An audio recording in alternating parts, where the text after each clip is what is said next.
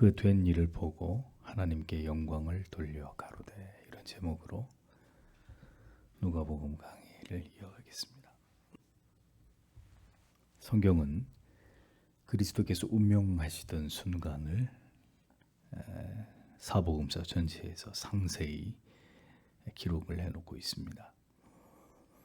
이 땅에 오신 하나님의 아들께서 하나님의 택하신 모든 자녀들을 대신해서 하나님께 정죄를 받으시고 십자가 위에서 그 모든 죄에 대한 공의의 대가를 지불하심으로 그 생명을 버리시게 된 이 사건을 성경은 생생하게 우리들에게 이것을 보여주고 있습니다. 메시아의 최후를 성경이 어떻게 묘사하고 있는지 오늘은 이것을 성경을 통해서 살펴보도록 하겠습니다. 44절을 보겠습니다. 그리고 이미 제6시쯤이었다. 그리고 어둠이 온 땅 위에 제9시까지 왔다. 이렇게 기록이 되어 있습니다. 유대의 시간으로 6시에서 9시는 지금 시간으로 오전 9시에서 정오까지의 시간을 가리킵니다. 하루 중에 가장 밝은 시간이었지만 예수님이 고통을 당하시면서 죽음을 맞이하게 되기까지는 해가 빛을 잃고 온 땅에 어둠이 임했다. 이렇게 기록하고 있습니다. 십자가에서 죽음을 맞이하시는 그리스도는 그냥 평범한 죄인이 아니라 모든 죄인을 위해서 죄 없으신 그분께서 자기를 버리시면서 영원한 대속의 주가 되신 하나님의 아들이셨습니다. 그 하나님의 아들의 죽으심에 대해서 하나님은 이 같은 초자연적인 이적을 통해서 어리석은 인간들에게 너희가 십자가에 매달아 죽이는 그가 누구인지를 선명하게 나타내 보이고 계셨습니다. 하늘의 해가 빛을 잃어버렸다. 지금은 개기일식 이런 과학적인 어떤 현상으로 그런 일들이 종종 일어나기 때문에 사람들이 그다지 그런 현상이 일어날 때 크게 놀라지 않았지만 과거에는 이런 일들이 흔한 일이 아니었죠. 대낮에 9시부터 12시까지 해가 빛을 잃고 흑암이 드리워지는 이런 일이 일어났다는 겁니다. 주님께서 다시 오실 때도 주님이 예언하시기를 하늘의 징조가 나타날 것이다. 이렇게 성경이 예언을 했죠. 예사롭지 않은 일들이 일어날 때 그 모든 일들이 하나님에 의해서 일어나는 일들이다라는 사실을 앞으로 우리는 또다시 보게 될 것입니다. 그것을 알게 될 것입니다. 살면서 단 한 번도 본 적이 없는 하늘의 징조들이 일어날 때 여러분, 예수님이 내가 다시 올 때 그런 일들이 일어날 것이라고 말씀하셨던 것을 기억해야 될 것입니다. 하나님께서는 인간의 모든 죄를 지고 십자가에서 위대한 대속을 이루시는 아들의 죽음 앞에서 태양의 빛을 소멸시키셨습니다. 이런 하늘의 놀라운 이적을 통해서 하나님의 지극한 슬픔을 표현하신 것입니다. 죄인들을 향하신 성부 하나님과 성자 하나님의 끝없는 사랑과 긍휼이 십자가 위에서 펼쳐지고 있어도 이것을 전혀 깨닫지 못하는 어리석고 무지한 자들에게 하나님은 이렇게 아들의 죽으심의 그 의미를, 그 하나님의 죄에 대한 진노하심을 자연의 이적을 통해서, 초자연적인 이적을 통해서 드러내고 계셨던 것입니다. 죄인을 구원하기 위한 이 삼위 하나님의 놀라운 구원의 계획을 알지 못하는 자, 이것을 믿지 못하는 자들은 금수보다 못한 자들입니다. 죄인을 구원하기 위해 하나님의 아들이 행하신 일을 모르는 사람들, 알고자 하지 않는 사람들, 짐승 같은 사람들입니다. 뭐 세상 사람들은 이 말을 듣고 기분이 나쁠지 모르겠지만 인간은 종기 하나 깨닫지 못하면 멸망하는 짐승과 같다고 성경은 분명히 말씀했습니다.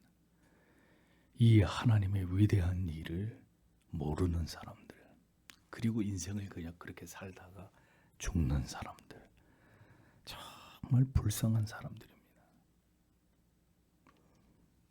우리는 이 진리를 알고 또 알아서 가슴에 사무치도록 해야 합니다. 어떠한 사랑과 긍휼로 영원한 지옥의 영벌을 받아야 할 자들을 구원해 주셨는지를 우리는 하나님의 나라에 들어가기까지 그것을 반복해서 알고 깨닫고 그래서 감격하고 감사하는 삶을 이 땅에서 살아가야 되는 자들이다라는 것을 잊지 말아야 합니다. 그것이 새로운 생명, 영원한 생명을 값없이 받은 자들의 삶의 이유이고 목적입니다. 45절을 보겠습니다. 해가 빛을 소멸하고 그리고 성소의 휘장이 한가운데로 찢어졌다. 이렇게 기록되어 있습니다. 두 번째 이적은 성소의 휘장이 위에서부터 아래로 찢어진 사건이었습니다. 해가 빛을 잃고 온 하늘이 흑암으로 뒤덮인 것에 이어서 성소의 휘장이 찢어졌다. 위에서부터 아래로 휘장이 찢어졌다. 이 사건은 예수 그리스도의 죽으심이 가져온 변화를 가장 상징적으로 보여주는 것입니다. 즉, 이 이적은 예수 그리스도의 희생을 통해서 이제 우리 각 사람들이 모두 그리스도를 통해서 하나님께로 나아갈 수 있는 길이 활짝 열려지는 것을 의미하는 것입니다. 더 이상 성전의 기능은 이제 영원히 소멸되어 버리고 그리스도의 영원한 그리고 단번에 자신을 드리신 이 희생 제사로 인해서 모든 하나님의 자녀들은 하나님 앞에 담대히 나아가서 죄를 고백하고 하나님을 직접 예배할 수 있는 놀라운 은혜를 얻게 된 것입니다. 휘장은 성전의 지성소와 성소를 구분하기 위해서 쳐진 막을 가리킵니다. 성소는 제사장이 매일 그리고 안식일에 제사를 드릴 때마다 출입한 곳이고 지성소는 1년에 단 한 번 대속죄일에 대제사장만이 들어갈 수 있는 곳이었습니다. 지성소 안에는 하나님의 임재를 상징하는 언약궤가 있었고 그 지성소의 거룩함을 보존하기 위해서 성소와 지성소 사이에 위에서부터 아래로 휘장이 쳐 있었던 것이죠. 그러나 이제 하나님과 막혀있던 관계가 그리스도의 대속으로 인해 회복되었고 히브리서의 말씀처럼 우리를 위하여 새롭고 산 길이 열리게 되었음을 이 휘장이 찢어진 이적은 강력하게 그것을 보여주고 있었던 것입니다. 그리스도께서 십자가에서 죽으실 때 이와 같은 이적이 일어났다는 것은 이것이 주의 죽으심이 의미하는 가장 강력한 교훈과 진리이기 때문입니다. 그러니까 예수의 죽으심은 하나님과 죄인 사이에 가로막혀 있었던 영원한 담을 허무신 일이다 라는 것을 진리는 우리에게 웅변하고 있는 것입니다. 그러므로 성도 여러분, 우리가 예수를 믿어서 우리가 받은 가장 큰 특권이 뭐냐? 가장 위대한 특권이 뭐냐? 죄인이 하나님 앞에 나아가서 하나님을 직접 예배하고 그 하나님께 기도할 수 있게 된 거예요. 말씀과 기도 안에서 날마다 하나님을 배웠고 우리의 인생의 모든 문제를 하나님께 의탁하여 도우심을 얻고 무엇보다 우리를 믿음의 사람들로 오늘도 다듬어 가시기 위해 하나님의 주시는 인생의 모든 시련과 연단을 그래서 우리는 잘 이겨나갈 수 있는 자들이 되기를 오늘도 간구해야 되는 이 거룩한 특권과 의무가 우리에게 있다는 사실을 우리는 알아야 되는 것입니다. 인생에서 일어나는 모든 일들은 우리가 하나님의 자녀로 구원과 영생을 바라보고 확신하며 하나님의 영광을 위해 존재하기 위해 우리를 다듬어 가시는 모든 과정입니다. 우리는 인생의 모든 시련과 고난과 슬픔과 좌절을 통해서, 그리고 때로는 넘치는 위로와 용기와 하나님이 주시는 기쁨을 통해서 믿음의 사람들로 훈련받으면서 성장해 나아가야 되는 사명과 의무가 있는 자들이라는 것을 언제나 기억해야 합니다. 이 모든 일들을 통해서 결국 우리는 하나님 앞에 정금과 같이 나아가게 될 자들이다 라는 사실을 잊어서는 안 됩니다. 그것이 하나님의 뜻과 계획이란 말이에요. 이제 십자가 위에 달리신 주님의 마지막 모습을 보겠습니다. 46절에 그리고 예수께서 큰 소리로 부르짖어 말하셨다. 아버지여 당신의 손들에 내가 나의 영혼을 위탁합니다. 그리고 이것을 말씀하시고 숨을 거두셨다라고 기록되어 있습니다. 주님께서는 구속의 모든 역사를 다 이루시고 자기의 영혼을 아버지의 손에 의탁합니다 라는 말씀을 끝으로 운명을 하게 되셨습니다. 다른 복음서에는 십자가 위에서 하신 여러 말씀들이 덧붙여져 있죠. 엘리 엘리 라마 사박다니, 또 다 이루었다, 이런 말씀들이 십자가 위에서 남기신 주님의 음성으로 기록되어 있지만 누가복음에서는 이 말씀들을 다 생략하고 담대하게 죽음을 받아들이시는 모습으로 그리스도의 최후를 묘사하고 있습니다. 우리는 주님의 최후의 모습 속에서 우리도 어떤 죽음으로 하나님께 영광을 돌려야 될지를 생각해 보게 됩니다. 우리에게 생명을 주셔서 이 땅에 태어나게 하신 분도 하나님 아버지시고, 이 땅에서 우리의 모든 인생의 연수를 다 마치고 다시 우리를 불러들이실 분도 하나님 아버지십니다. 자, 그러면 우리가 태어날 때는 기억이 없죠. 네, 태어날 때 기억을 가지고 있는 사람은 아무도 없습니다.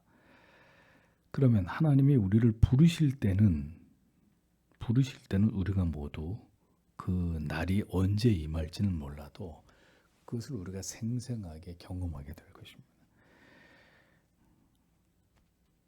하나님께서 우리를 부르실 때 우리도 예수 그리스도처럼 우리의 영혼을 하나님의 손에 의탁하는 마지막 기도를 드려야 할 것입니다. 우리의 영혼의 주인이 되시는 하나님께서 우리의 영혼을 다시 회수하실 때, 아직요, 주님, 저는 준비가 안 됐습니다. 아직요, 저를 데려가지 마십시오. 이렇게 하면 곤란한 것이고, 주님이 우리 영혼을 다시 회수하실 때 기꺼이 기쁨으로 순종하면서 하나님을 향한 절대적인 믿음과 의탁 속에서 내 영혼을 주님의 손에 맡겨드립니다. 마지막 이것을 우리의 기도로 주님의 품에 안길 수 있는, 여러분, 이것이 그리스도인의 마지막 소원이 되어야 합니다. 얼마나 많은 사람들이 죽음에 대한 아무런 준비가 없이 죽음을 맞이하고 있습니까? 지금도 병원에 가보세요. 얼마나 많은 그리스도인들이 자신의 죽음에 대해서, 죽음 이후의 내세에 대해서 진지한 생각도, 그리고 소망이나 확신이나 기대도 없이 죽음을 맞이하고 있습니까? 그들이 다 어디로 갈까요? 구원의 확신도 없이 죽음을 맞이하는 많은 교회를 다닌 사람들의 영혼은 그럼 어디로 가는 걸까요? 이게 보통 문제가 아니에요. 여러분들은 어떤 모습으로 죽음을 맞이하실 겁니까? 죽을 준비가 돼 있으신가요?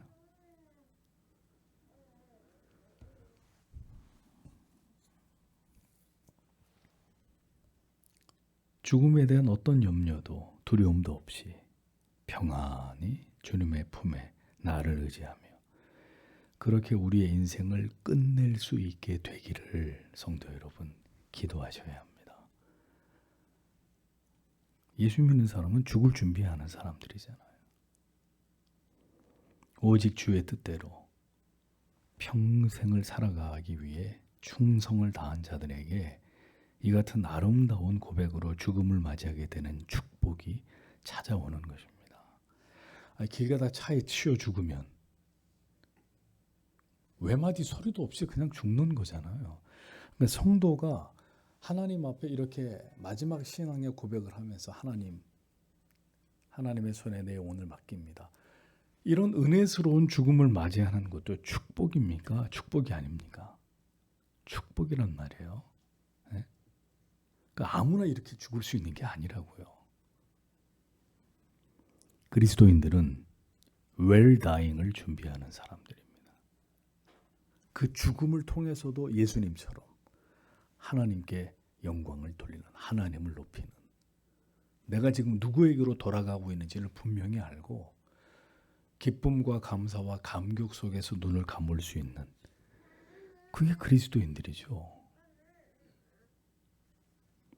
아무리 이 세상에서 부족함이 없이 떵떵거리면서 모든 것에 만족스러운 삶을 살았다 하더라도 그의 죽음이 전혀 준비되지 않았다면 그는 영벌의 지옥에 떨어지게 될 가장 불쌍한 영혼이 될 수밖에 없는 것이고, 비록 이 세상에서는 수고와 슬픔뿐인 그런 인생을, 남들이 주목하지 않는 그런 인생을 살았다 하더라도 빛나는 천국을 소망하면서 그 영혼을 하나님의 손에 의탁함으로 그가 기쁨과 감격 속의 마지막 순간을 맞이할 수 있게 된다면 그 사람은 가장 복된 사람이 될 것입니다. 그리스도의 죽음은 우리에게 죽음의 본질과 그 너머의 진정한 아름다움이 무엇인지를 보여주고 있는 것입니다. 주께서 사랑하시는 성도 여러분, 우리 모두 이 세상에서의 마지막 날이 가장 감격스럽고 감사하고 가장 기쁜 날이 되어야죠. 예? 아니, 우리같이 세상에서 잘 먹고 잘 먹지도 못하고 잘 살지도 못하고 온갖 좋은 걸 누리지도 못한 사람이 죽는 날, 그날마저도 이렇게 가장 기쁘고 감사하고 감격적이지 않으면 그 인생 그 억울해서 어떡합니까? 세상에서 잘 먹고 잘 살았어야 그런 말 있잖아요. 잘 먹고 죽은 귀신 때깔도 좋다고. 그런데 그런 거 하나도 못 누려보고 그냥 그렇게 죽는다면 그 얼마나 억울해요. 그런데 최소한 그리스도인들은 죽는 날만큼은 가장 아름답고 감격스럽고 황홀하고, 예? 가장 기쁜 날이 되어야죠. 예? 그렇게 주님의 품에 안기는, 이제 영원히 본향으로 귀환하는 이런 영광스러운 날이 되어야죠. 그런 소망을 가지고 주님, 나의 죽는 날이 주님처럼, 주님이 십자가에서 마지막 아버지께 기도하고 하나님의 품에 안기게 되었던 그날처럼 되기를 소원합니다. 기도하십시오. 지금부터. 47절에 그러자 백부장이 일어난 것을 보고 하나님께 영광을 돌리기 시작하였다 말하기를 참으로 이 사람은 의로웠었다. 이렇게 기록이 되어 있습니다. 자, 그리스도의 죽으심을 통해서 나타나게 된 증거들을 이제 증인들을 통해서 성경은 이어서 보여줍니다. 먼저 백부장의 반응이 성경에 나옵니다. 백부장은 휘하의 100명의 병사를 지휘하는 로마의 장교를 가리킵니다. 아마도 그는 이 사형의 집행 책임을 맡은 자로 보여집니다. 백부장은 십자가에 높이 달리신 예수 그리스도의 최후를 지켜본 자였습니다. 그는 그 십자가 위에서 보이신 예수님의 그 모습, 옆에 있는 죄인들과 나누신 대화, 그 십자가 위에서 주님이 하신 모든 말씀들, 그분의 표정, 모습, 모든 것을 지켜본 자입니다. 그 십자가 위에 매달리신 주님의 범상치 않은 모습을 통해서 아마도 이 백부장은 깊은 감명을 받은 것으로 보입니다. 3시간 동안 골고다 언덕 위에서 일어난 모든 일들을 지켜본 이후에 그는 어떻게 됐다고요? 하나님께 영광을 돌리게 되었다라고 성경은 기록합니다. 다른 복음서에는 주께서 운명하시던 시간에 흑암이 뒤덮이고 휘장이 찢어지게 되었고 이어서 지진이 일어나고 또 무덤이 열리면서 죽은 자들이 살아나는 이런 엄청난 이적이 일어났다는 사실을 증언하고 있습니다. 그러니까 이 모든 놀라운 일들을 그날 백부장은 그 갈보리 언덕 위에서 여러 사람과 함께 목격했단 말입니다. 이 엄청난 일들을. 그러니 로마 군대의 백부장 장교인데도 불구하고 자기의 눈앞에 벌어진 이 어마어마한 일 앞에서 그는 심히 두려웠을 것이고, 이 믿을 수 없는 일들을 보면서 이 그리스도는 과연 하나님의 아들이시고 이분은 메시아가 맞구나. 그는 이 결론에 도달하게 된 것입니다. 그는 곧바로 경외심 속에서 하나님께 영광을 돌리게 되었고, 다음 순간 그의 입은 이 사람은 정령 의인이었도다 라고 고백할 수밖에 없게 된 것을 성경은 증언하고 있습니다. 병행구절인 마태복음에는 뭐라고 했죠? 이 사람이 이는 진실로 하나님의 아들이었도다 이렇게 고백했다고 기록하고 있습니다. 보십시오, 여러분. 택하심을 입은 하나님의 사람들은 언제든 그가 누가 됐든 십자가 앞에서 예수 그리스도가 선포되는 생명의 복음 앞에서 반드시 굴복되게 돼 있습니다. 그가 누가 됐든 간에, 그게 어떤 시점이 됐든 간에 예수의 이름 앞에 굴복할 수밖에 없게 되는 위대한 일들이 하나님의 택하신 백성들의 영혼 안에서는 반드시 일어나게 되는 것입니다. 한편 강도처럼 인생의 마지막 순간에도 드라마틱하게 주님께로 돌아오게 되는 일이 일어나고야 마는 것이고, 예수를 처형하던 로마의 백부장도 극적으로 그날 그 갈보리 언덕 위에서 회심할 수 있게 되는 놀라운 일들이 일어나게 되는 것입니다. 바울을 옥에 가두고 그를 감시하고 있던 간수도 두려워 떨면서 바울 앞에 엎드려서 내가 어떻게 해야 구원을 얻겠습니까? 하고 고백하는 일들이 일어나게 된단 말입니다. 이러한 일들이 모두 택하심을 입은 하나님의 자녀들에게 일어나는 유효적 부르심의 결과입니다. 예수 믿게 하기 위해서 뭘 어떻게 해야 된다고요? 교회가 새신자들에게 어떻게 하면은 더 복음이 잘 전해질 테니까 어떤 방법론적인 것들을 연구하자고요? 성경에 그런 게 있나요? 교회가 어떤 얘기를 해야 교회 처음 나온 사람이 회심을 하게 돼요? 그게 사람이 할 수 있는 일이에요? 응? 옛날에 했던 것처럼 그렇게 맨날 선물 손에 쥐어주고 뭔가 재미있고 버라이어티한 이런 재미있는 프로그램 하고 뭔가 쉽게 재밌고 즐겁게 유쾌하게 이렇게 하면 그 사람이 회심한 그리스도인이 되는 거예요?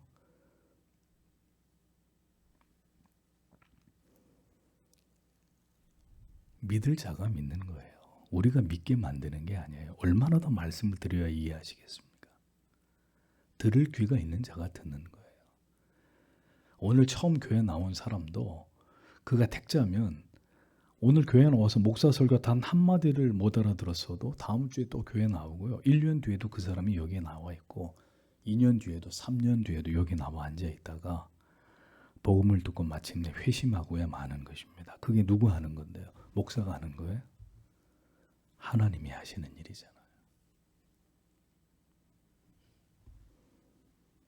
오늘도 이러한 위대한 구령의 역사는 선명한 복음이 선포되는 자리에 일어나게 됩니다. 정녕 그리스도가 나의 구주이심을 고백하면서 그 영원한 죄의 저주로부터 해방되는 생명의 역사가 예수 십자가의 복음이 전해지는 곳에서 반드시 일어나게 되는 것입니다. 그가 누가 됐든 간에. 48절에서 49절을 보겠습니다. 그리고 이 광경을 위하여 함께 모인 모든 이들이 일어난 것들을 보고 가슴을 치면서 돌아가고 있었다. 그리고 그를 아는 모든 자들과 갈릴리로부터 그와 함께 따르던 여자들은 이것들을 보면서 멀리서부터 섰었다라고 기록하고 있습니다. 이 모든 것을 지켜본 사람들의 반응을 보십시오. 그들은 가슴을 치면서 돌아갔다고 했습니다. 가슴을 왜 쳤겠어요? 그들은 주께서 운명하실 때 일어난 이 초자연적인 엄청난 이적들을 보고 난 이후에 백부장과 동일하게 주께서 메시아이심을 비로소 뒤늦게 깨닫게 된 것입니다. 그들은 양심의 큰 두려움과 큰 가책을 느끼면서 예수 그리스도의 죽으심 앞에 심히 괴로웠고 고통스러워하게 된 것입니다. 거듭난 하나님의 자녀들과 그렇지 않은 자들의 가장 큰 차이점이 무엇입니까? 라고 물으신다면 예수 그리스도의 십자가에 대해서 느껴지는 마음입니다. 거듭난 회심이 일어나게 된 자들의 마음에는 예수 그리스도의 죽으심이 나의 죄로 말미암은 것인 거에 대한 이 내 몸의 세포 하나하나가 그것을 시인하고 인정하고 내가 바로 저 예수를 죽인 죄인이로구나 하는 이 견디기 힘든 자책, 그로 인한 통회의 감정이 생생하게 일어나게 되어 있습니다. 그가 회심한 사람이라면 예수를 죽인 것이 저 사람들의 죄가 아니라 나의 죄로 말미암은 것임에 대한 지울 수 없는 그 마음의 가책과 괴로움과 고통으로 인해서 통곡을 하게 되는 일이 반드시 벌어지게 되어 있습니다. 그러나 예수가 누구인지 지식적으로 알 뿐 회심하지 않은 자들은 결코 그리스도의 그 대속적인 십자가의 죽으심에 대한 어떤 감정도 느껴지지 않습니다. 여기로는 다 아는데 전혀 그게 가슴으로 와 닿아서 내가 예수를 죽인 죄인 중에 괴수 같은 존재다라는 자각과 그것에 대한 견딜 수 없는 양심의 괴로움과 가책을 통해서 통렬하게 그리스도 앞에 자기의 죄를 회개하게 되는 이런 느낌이 전혀 그런 감정이 그 사람 안에서 일어나지 않는다는 거예요. 그 외에도 회심한 자와 그렇지 않은 자의 여러 가지 구별되는 특징이 있지만, 자, 오늘은 이 얘기만 하겠습니다. 십자가에 대한 감격이 있느냐 없느냐, 예수 죽인 죄인이라는 사실에 대한 자책이 있느냐, 자각이 있느냐 없느냐. 에? 누가복음에는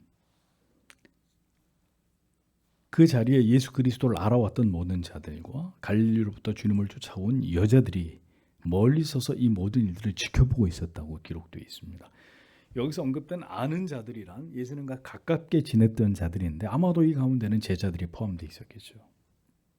그 다음에 갈릴리로부터 따라온 여인들에 대해서는 마태, 마가복음은 이들의 이름을 정확히 기록을 해놓고 있어요. 막달라 마리아, 야고보와 요셉 어머니 마리아, 세베대의 아들들의 어머니, 이렇게 구체적으로 먼 발치에서 예수님을 지켜보고 있었던 여인들의 이름을 신문을 구체적으로 밝히고 있습니다.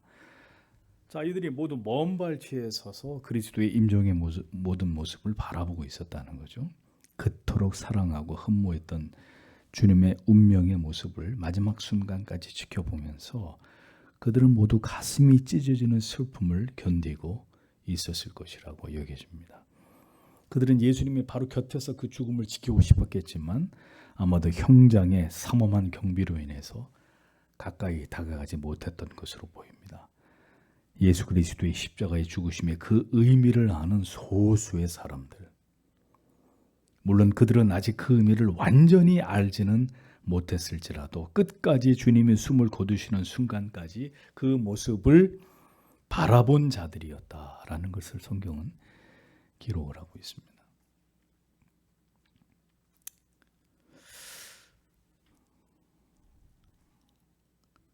마지막 때에 참되고 바른 진리를 지키고 하나님을 기쁘시게 하는 신본주의적인 신앙을 굳게 고수하고자 하는 자들은 제가 제 양심을 걸고 얘기하겠습니다.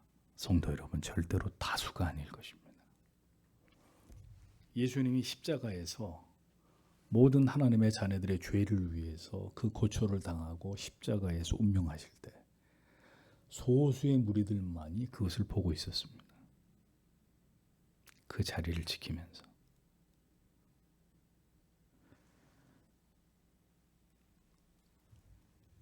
이미 우리가 지금 하나님을 신앙하는 이 방식 또한 사실 대중적이지 않습니다. 우리 교회는 대중적인 교회가 아니잖아요. 여러분들이 잘 아시다시피. 예배의 형식이 대중적입니까? 성찬식이 대중적입니까? 설교의 메시지가 대중적입니까? 우리가 지금 하나님을 신앙하는 이 방식조차도 전혀 대중적이지 않은 시대를 우리는 맞이하고 있습니다. 우리의 예배와 성찬, 우리가 배우는 교리, 하나님의 말씀들은 귀 기울이는 자들이 많지 않은 그런 가치들입니다. 그냥 다 미쳤다 그럽니다. 그 무슨 그런 교회가 있어? 이단 아니야? 이런 얘기들 들으시잖아요. 마지막 때가 될수록 온전히 그리스도만을, 바른 복음과 참된 신앙의 모든 지침들을 굳게 지키는 이들은 단언컨대 다수가 아닐 것입니다. 모두가 다 제 소견에 오른 대로, 자기가 믿고 싶은 대로, 자기가 하고 싶은 대로 그렇게 하나님을 신앙하려고 하는 절대 다수의 그리스도인들을 우리는 마지막 때 보고 있는 것입니다. 그럼에도 불구하고 우리는 그 길을 끝까지 걸어가는 자들이 되어야 하는 것입니다. 모든 하나님을 경외하고 십자가를 사랑했던 자들을 여러분 성경과 교회의 역사를 통해서 보십시오. 그 길을 걸어서 영원한 나라로 들어간 우리의 신앙의 선조들을 보십시오. 그들이 우리와 전혀 다른 길을 걸었나요? 우리는 우리의 믿음의 선조들이 걸어간 그 길을 아직 완전하지 않고 비교할 수 없이 우린 초라하지만 그 길을 따라가려고 애쓰는 사람들이잖아요.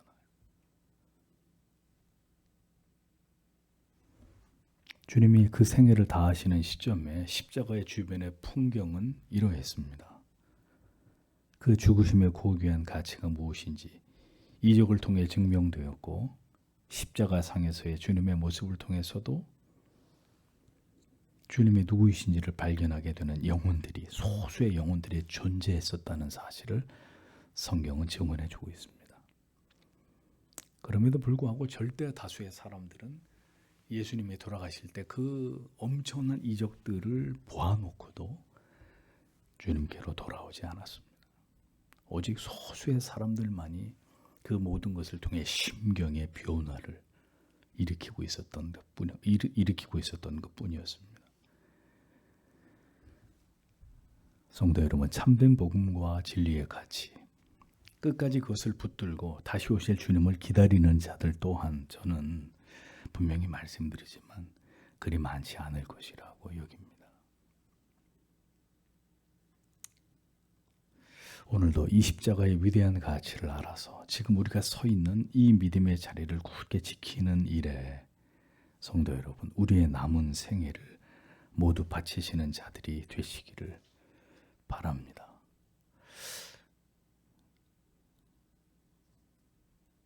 그 삶을 감당할 수 있을까요?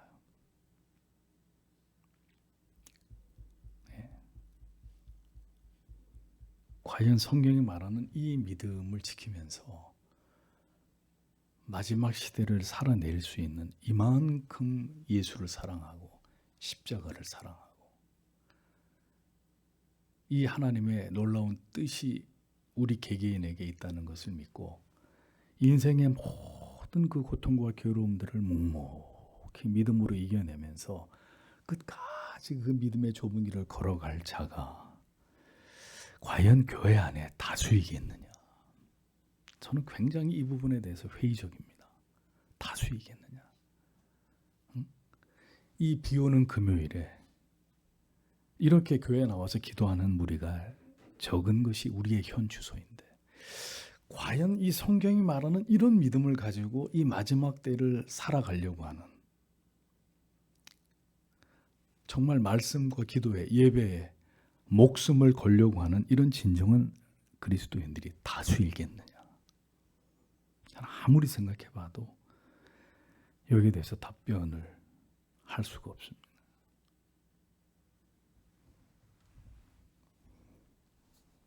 또다시 그 누구도 예수 그리스도의 십자가의 죽으심에 대해서 무관심한 시대가 도래하고 있습니다. 아무 관심이 없는 교회, 예수 아무 관심이 없는 그런 시대가 도래하고 있습니다. 여전히 주인을 위해 지신 십자가의 그 고결한 가치를 알려고 하는 자들은 심지어 교회 안에서조차도 다수가 아닙니다. 이런 시대에 오늘도 이 말씀을 듣는 성도 여러분, 다른 사람을 볼 이유가 없어요. 다른 교회가 어떻게 예수님 이런 거를 신경 쓸 이유가 없습니다. 요동하지 마시고 그 십자가만을 굳게 바라보면서 우리에게 열어주신 이 위대한 구원의 길을 담대한 마음으로 걷고 또 걸어가는 여러분들이 되시기를 소원합니다. 더 십자가만을 자랑하고 예수 그리스도를 아는 그 고상한 지식에 파묻혀서 우리의 삶을 오직 하나님께 드리는 그런 인생 살다가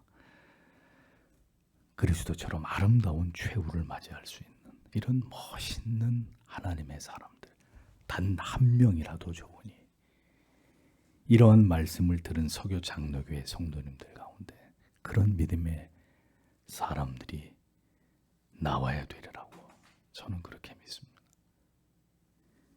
여러분들이 그렇게 하나님을 섬기시다가 영생하는 복을 누리시는 하나님의 자녀들이 되시기를 축복합니다. 오늘도 주신 말씀 생각하면서 하나님 앞에 간절히 기도하고 돌아가겠습니다.